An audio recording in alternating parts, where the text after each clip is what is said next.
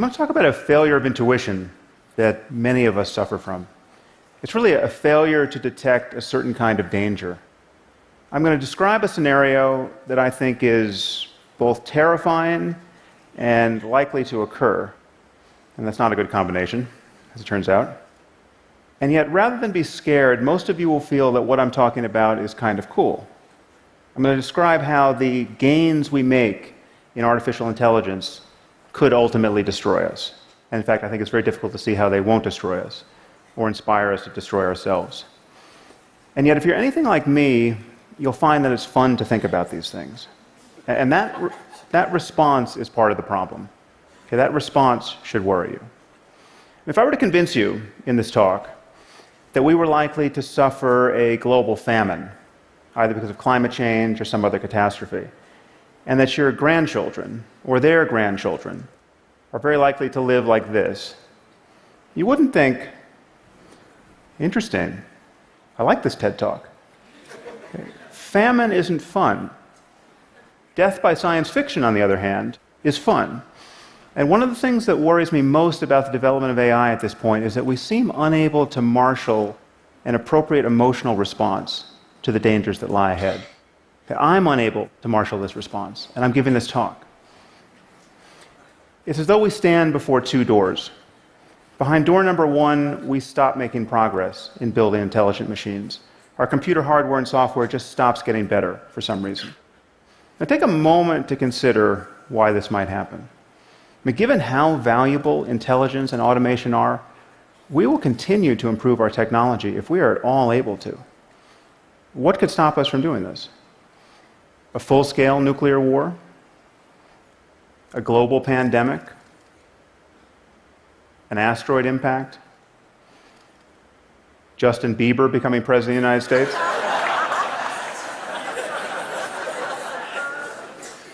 The point is, something would have to destroy civilization as we know it. Okay, you have to imagine how bad it would have to be to prevent us from making improvements in our technology permanently, generation after generation. Almost by definition, this is the worst thing that's ever happened in human history. So the only alternative, and this is what lies behind door number two, is that we continue to improve our intelligent machines year after year after year. And at a certain point, we will build machines that are smarter than we are. And once we have machines that are smarter than we are, they will begin to improve themselves. And then we risk what the mathematician I.J. Good called an intelligence explosion, that the process could get away from us. Now, this is often caricatured, as I have here, as a fear that armies of malicious robots will attack us. But that isn't the most likely scenario. It's not that our machines will become spontaneously malevolent. The concern is really that we will build machines that are so much more competent than we are that the slightest divergence between their goals and our own could destroy us. Just think about how we relate to ants. Okay, we don't hate them. We don't go out of our way to harm them. In fact, sometimes we take pains not to harm them. We step over them on the sidewalk. But whenever their presence seriously conflicts with one of our goals, let's say when constructing a building like this one, we annihilate them without a qualm. Okay, the concern is that we will one day build machines that, whether they're conscious or not, could treat us with similar disregard. Now, I suspect this seems far-fetched to many of you. I bet there are those of you who doubt that superintelligent AI is possible, much less inevitable. Right, but then you must find something wrong with one of the following assumptions, and there are only three of them. Okay. Intelligence is a matter of information processing in physical systems. Okay, actually, this is a little bit more than an assumption. But we have already built narrow intelligence into our machines, and many of these machines perform at a level of superhuman intelligence already. And we know that mere matter can give rise to what is called general intelligence, an ability to think flexibly across multiple domains, because our brains have managed it, right? I mean, there's just atoms in here. And as long as we continue to build systems of atoms that display more and more intelligent behavior, we will eventually, unless we are interrupted, we will eventually build general intelligence into our machines. It's crucial to realize that the rate of progress doesn't matter. Any progress is enough to get us into the end zone. We don't need Moore's law to continue. We don't need exponential progress. We just need to keep going. The second assumption is that we will keep going. We will continue to improve our intelligent machines. And given the value of intelligence, intelligence is either the source of everything we value, or we need it to safeguard everything we value. It is our most valuable resource. So we want to do this. I mean, we have problems that we desperately need to solve. We want to cure diseases like Alzheimer's and cancer. We want to understand economic systems. We want to improve our climate science. So we will do this if we can. The train is already out of the station, and there's no brake to pull. Finally, we don't stand on a peak of intelligence, or anywhere near it, likely. And this really is the crucial insight. This is what makes our situation so precarious. And this is what makes our intuitions about risk so unreliable. Now just consider the smartest person who has ever lived. On almost everyone's short list here is John von Neumann. I mean, the impression that von Neumann made on the people around him, and this included the greatest mathematicians and physicists of his time, is fairly well documented. I mean, if only half the stories about him are half true, there's no question he's one of the smartest people who's ever lived. So consider the spectrum of intelligence. Okay, we have John von Neumann, and then we have you and me, and then we have a chicken. Sorry, a chicken. There's no reason for me to make this talk more depressing than it needs to be. It seems overwhelmingly likely, however, that the spectrum of intelligence extends much further than we currently conceive. And if we build machines that are more intelligent than we are, they will very likely explore this spectrum in ways that we can't imagine and exceed us in ways that we can't imagine. And it's important to recognize that this is true by virtue of speed alone. Right? So imagine we just built a super intelligent AI, right, that was no smarter than your average team of researchers at Stanford or at MIT. Well, electronic circuits function about 1 million times faster than biochemical ones. Okay, so this machine should think about 1 million times faster than the minds that built it. So you set it running for a week, and it will perform 20,000 years of human-level intellectual work, week after week after week. How could we even understand, much less constrain, a mind making this sort of progress? The other thing that's worrying, frankly, is that imagine the best-case scenario. So imagine we hit upon a design of superintelligent AI that has no safety concerns. We have the perfect design the first time around. It's as though we've been handed an oracle that behaves exactly as intended. Well, this machine would be the perfect labor-saving device. It can design the machine, that can build the machine, that can do any physical work, powered by sunlight, more or less for the cost of raw materials. Okay, so we're talking about the end of human drudgery. We're also talking about the end of most intellectual work. So what would apes like ourselves do in this circumstance?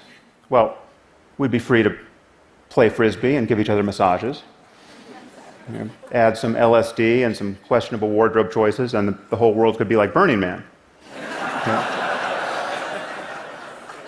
Now, that might sound pretty good, but ask yourself, what would happen under our current economic and political order? Okay, it seems likely that we would witness a level of wealth inequality and unemployment that we have never seen before, absent a willingness to immediately put this new wealth to the service of all humanity. Okay, well, a few trillionaires could grace the covers of our business magazines, while the rest of the world would be free to starve. And what would the Russians or the Chinese do if they heard that some company in Silicon Valley was about to deploy a superintelligent AI? This machine would be capable of waging war, right, whether terrestrial or cyber, with unprecedented power. Now, this is a winner-take-all scenario. To be 6 months ahead of the competition here is to be 500,000 years ahead at a minimum. Okay, so it seems that even mere rumors of this kind of breakthrough could cause our species to go berserk. Now, one of the most frightening things, in my view, at this moment are the kinds of things that AI researchers say when they want to be reassuring. Okay? And the most common reason we're told not to worry is time. This is all a long way off, don't you know? This is probably 50 or 100 years away. One researcher has said, worrying about AI safety is like worrying about overpopulation on Mars. Okay, this is the Silicon Valley version of, don't worry your pretty little head about it. Okay, no one seems to notice that referencing the time horizon is a total non sequitur. Okay, if intelligence is just a matter of information processing, and we continue to improve our machines, we will produce some form of superintelligence. And we have no idea how long it will take us to create the conditions to do that safely. Let me say that again. We have no idea how long it will take us to create the conditions to do that safely. And if you haven't noticed, 50 years is not what it used to be. I mean, this is 50 years in months. This is how long we've had the iPhone. This is how long The Simpsons has been on television. 50 years is not that much time to meet one of the greatest challenges our species will ever face.